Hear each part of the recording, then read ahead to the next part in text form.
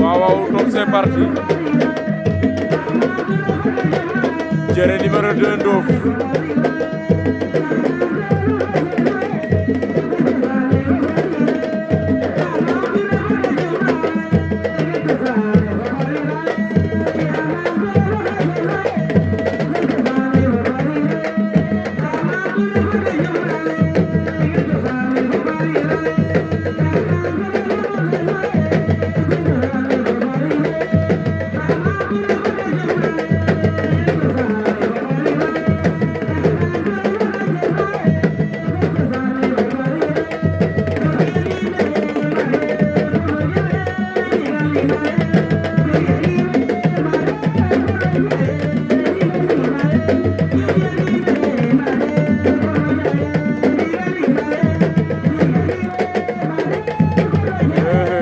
daw na jël ko Rikam waaw waaw Ndof jaar na Diéré numéro 2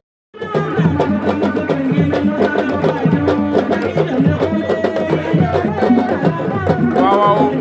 Modou Lo Darou Bitène Petit Lion waaw waaw Modou Lo Darou Bitène à gauche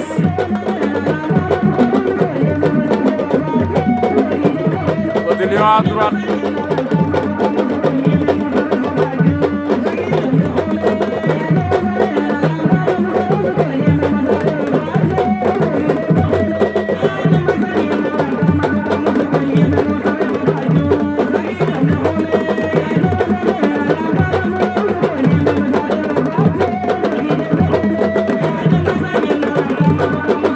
Darou Bitène Petit Lion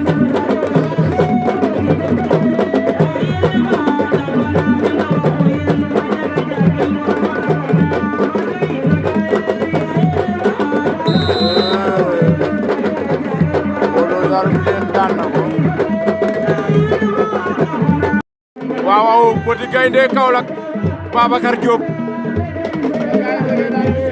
Petit Gaïndé à gauche Babacar Diop à droite waaw waaw mais ka xew ta xel ne kawil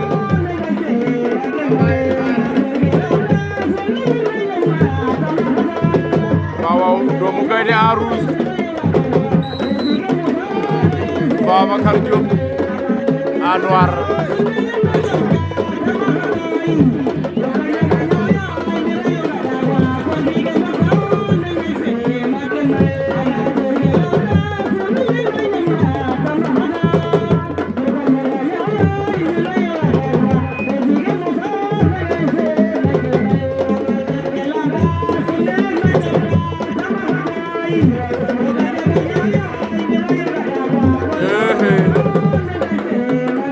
doomu Gaïndé daw na jël ko waaye daa diis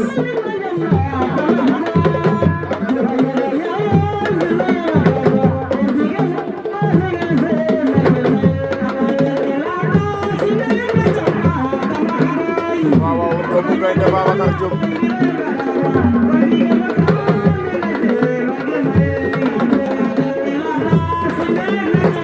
waaw waaw Babacar Diop doomu Gaïndé Babacar am na ngem doomu Gaïndé am na ngem waaw waaw doomu Gaïndé ñaar loxo yëpp jàpp nañ waaye Babacar benn loxo ma jàpp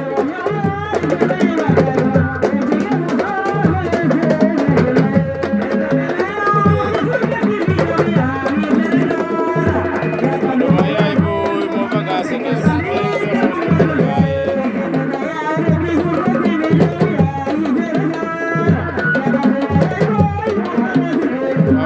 doomu Gaïndé Babacar Diop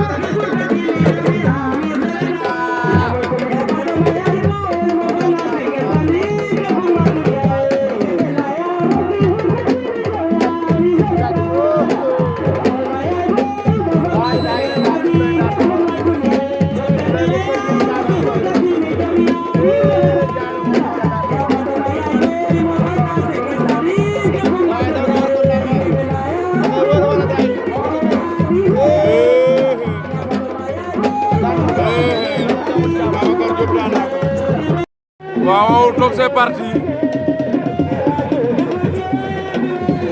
Navigateur bu ci dugg Kaolack Navigateur bu ci dugg jël na tànk ba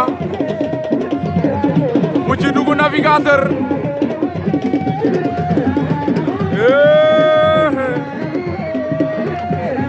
jël am na wala jël am na wala bu ci dugg daan na Navigateur waaw waaw Modou Lo Darou Mbithene Ndof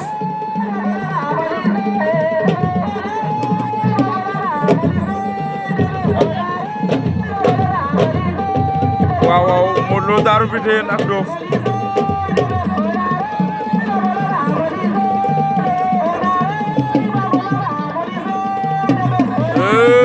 Modou Lo wetu na ko mbaa du la mboot daan na ko Modou Lo Darou Mbithene daan na Ndof Malick Sarr Royal Sandé ak Souley bu Kër Ñeen Séeréer Malick Sarr moo ñu woon ginnaaw Souley leen jàkkaarloo Malick daw na jël ko waaye yeegul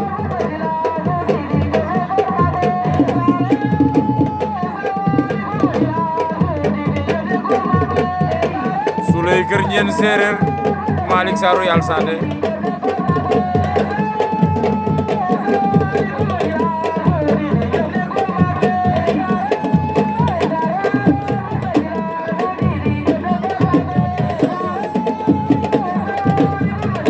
Malick yooru na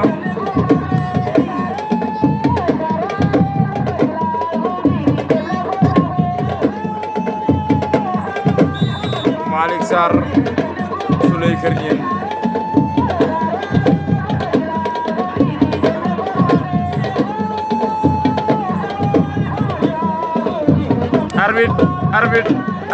arbitre Souley mboot na ko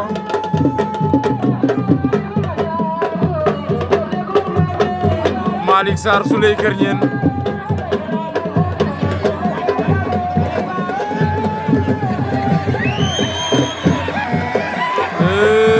borom Ndambe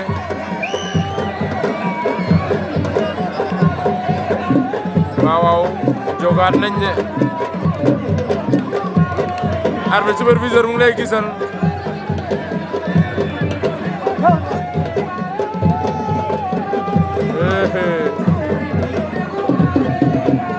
Malick Sarr Souley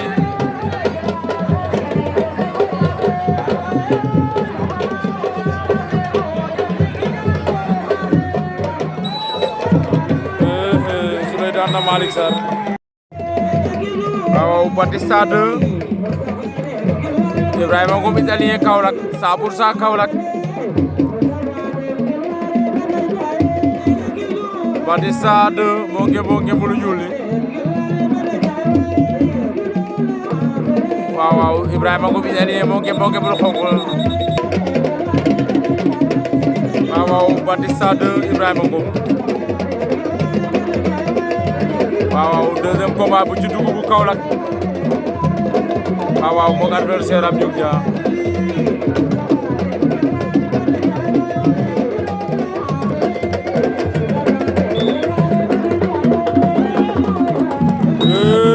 Batista daan na ko waaw waaw top c'est parti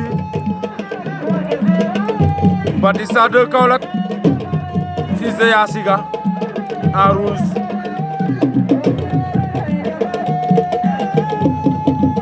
Batista 2 fils de Yassiga waaw waaw nekk na kawil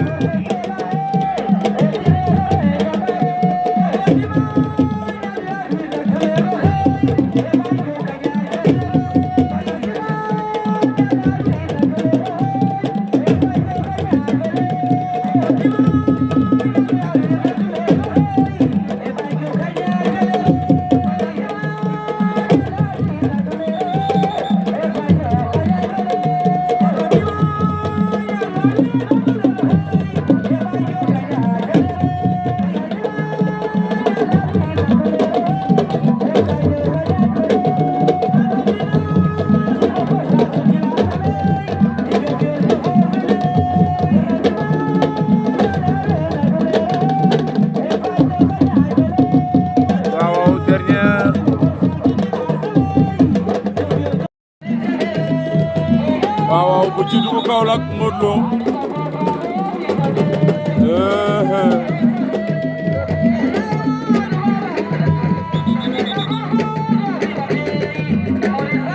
Lo waaw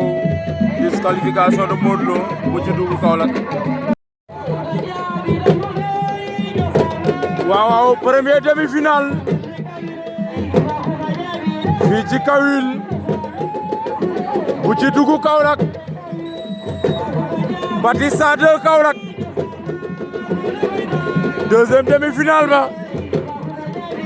Mburok Ndambe Souley bu Kër Ñeen Séeréer arrêté leen bi waay waaw Batista 2 bu ci dugg Kaolack ndeysaan benn demi-finale bi kese ngeen mën a am dañoo xaw a sore bu ci dugg moo nge lu son li Batista 2 nge lu ñuul li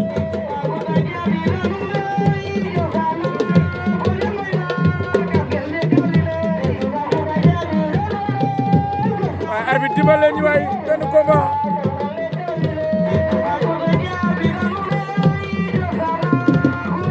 waaw Batista 2 bu ci dugg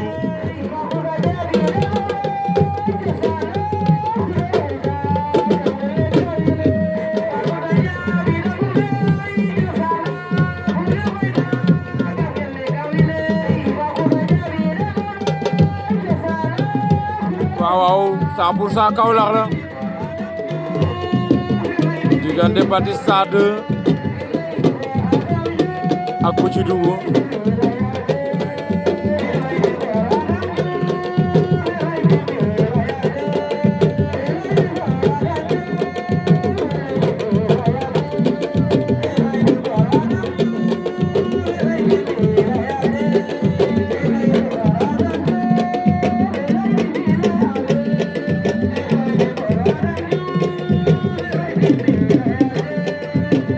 Batista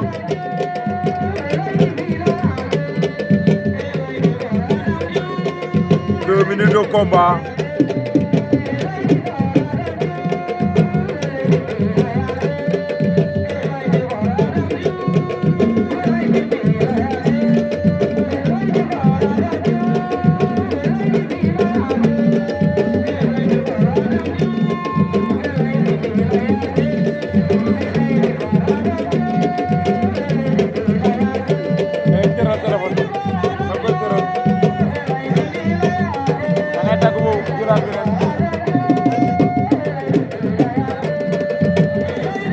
Batista 2 bu ci dugg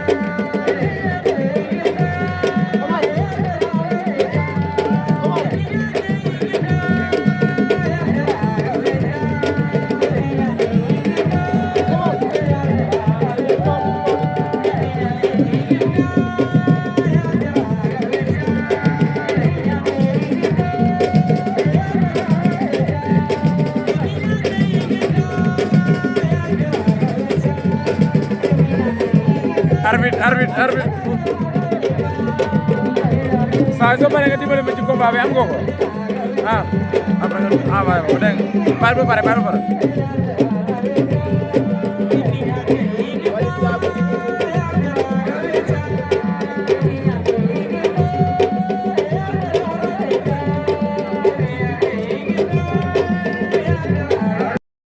diggante mooy ñëw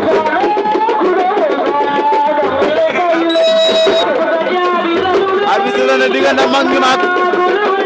ak Mburok Ndambe demi-finale Mburok Ndambe ak mag ñoom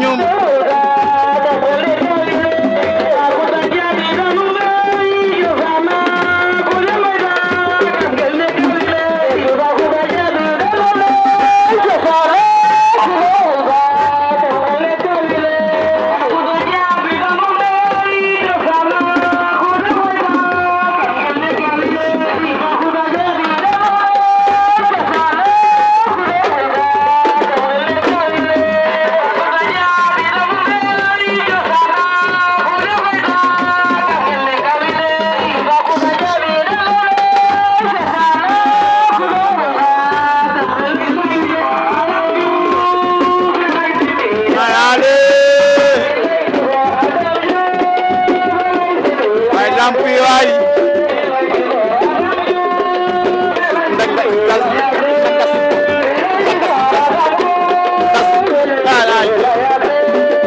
lay di gor Adam Diouf lay di mi layali lam Ndambe mag ñum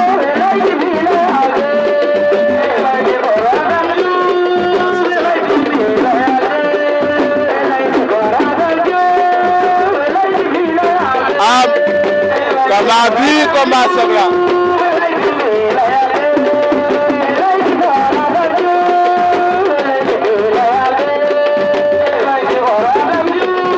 demi-finale beneen demi-finale mu ci duggaat Batista Ndambe ngi dox ci kawam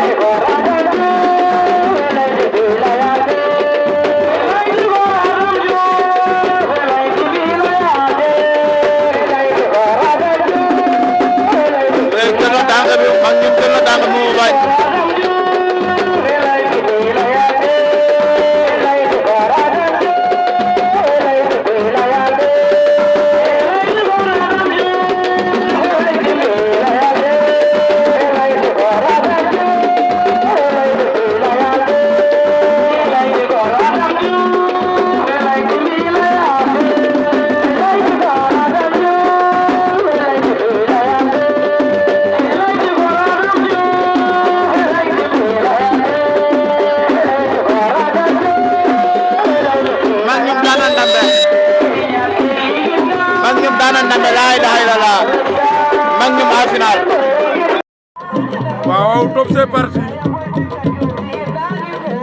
final poids léger fii ci Kawin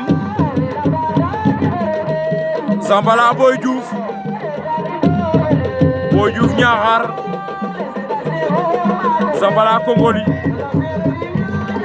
waaw deno di ko pep Yaxam Bafor yo waaw autant pour moi Boy Diouf Kër Socé Zambala Kongoli waaw Zambala à droite Boy Diouf à gauche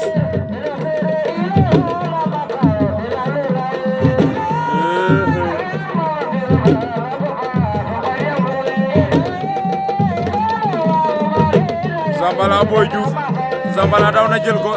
luy xew Boy Diouf jël na tànk ba de rikam na ko ding ci génn wala wetu na ko de Zambala Boy Diouf final poids léger fii ci Kawin arbitre Zambala Boy Diouf li penalty lambu la Boy Diouf ba ci génn mu ngay gor bu ka nooju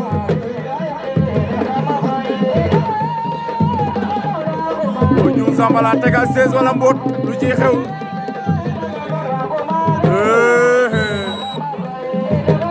Zambala daan na Boy Diouf a jangay poids léger ka waaw final poids lourd waaw fii ci Kawin tey samedi le 2 décembre 2023 waaw Ndeye Ndeye Awa ak Toubacouta Junior ñoo fi woote woon tegal mbëri ñaari nag ak xaalis waaw poids léger bi ñu tegoon ci ñetti saaku ceeb Zambala bu Kongoli moo ko yël ci Boy Diouf bu Kër Socé waaw final poids lourd a ngoog diggante Souley bu Kër Ñeen Séeréer ak Batista 2 bu Kaolack wala Batista bu Pikine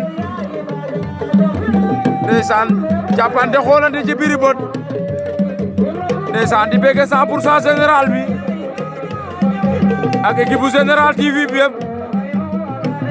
di ci jiital sunu doyen Pablo Général borom Ngane Alsane Kaolack Fay Njaga Fay borom Joos woon siyaar naa la borom marché Gueule Tapée Modou Diouf Boy Séeréer wala Diouf saltigi maa ngi lay siyaar ndeysaan di bëgg waa Saate Wali ndeysaan foofoy sunu dëkk fa lañ yaroo fa lañ màggee te moom la ñuy tiitaroo ndeysaan di bëgg Assane Diop sofooru Papo Ngane Sosokh di ko ñaanal suba ak jàmm yàlla suñu borom may leen ndam bu seetlu guy ci kaw le serpent Sadaga Ndour bëgg naa la Séri Ami Sarr Aliou Ndiaye Séri Adama ak Awa Assane Ndiaye Séri Daba Sène bëgg naa la de Ndiaye doole la kodo Séri Aïssatou ndeysaan bëgg waa Sato al yëpp waaw naan leen final baa ngi noonu waaw Souley bu Kër Ñeen Séeréer Batista de Kaolack ndeysaan Aliou Ndiam de se ma kante ndi carotte ge ndeysaan waaw Fatou Ndiaye Baye Fall kawoon moom ngeen di am ci animation wa de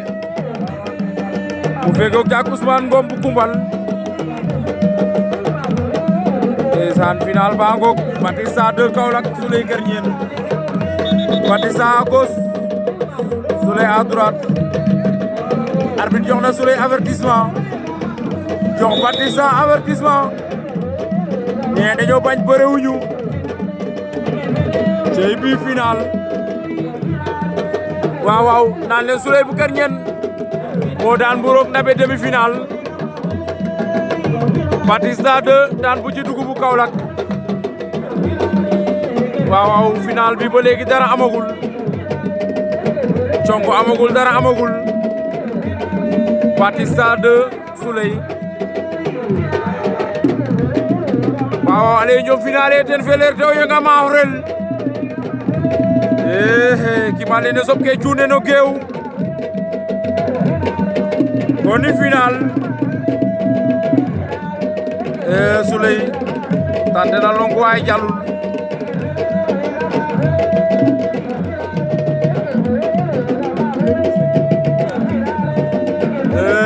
Souley mu nga bëgg accélérer ndeysaan Paxol ka nga ngoyel de aleer waa koy te jambar wan nga xaja daana ndeysaan kaga ina nangan yifin kargan Aliou Diouf yer waago xidaro ko yaalo fe tayir bin rek to awarin ajana ndeysaan are uno maak da yaq in Khady Diouf waaw te no ngedana roog Batis kor na ko de wetu na ko Souley mbaa du la mboot mbaa Batista du la mboot remplacer mën na am dañuy jóg jogaat nañ de arbitre lu xew final ba jeex na Batista daan na ko